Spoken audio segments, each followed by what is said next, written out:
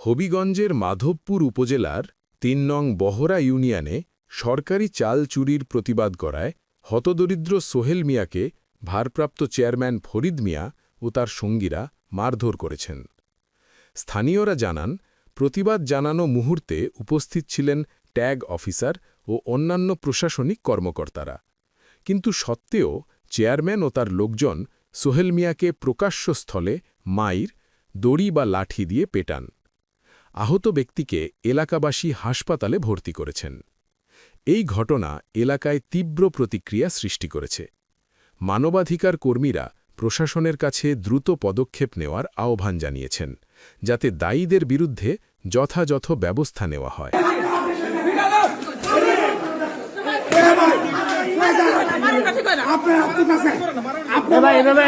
Chairman এবং গ্রাম police একজনকে মারলো, আপনি এটা কিভাবে দেখতেছেন? এদের টেক অফিসার, আপনি কি এটা ঠিক হচ্ছে?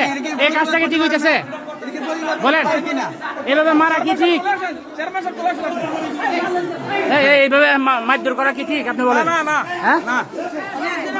অমানবিক কাজ, আপনি কি বলেন? আপনারা কি কি করতেছেন?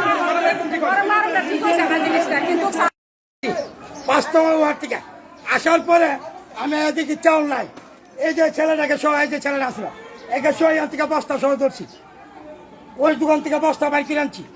তারপরে কেন চেয়ারম্যান এই ধরনের ব্যাপারটা করলো? এখন এটা আপনাদের কাছে বিচার ছিল। চেয়ারম্যান মারতে গেলো, ঘুষি মারছে, তারও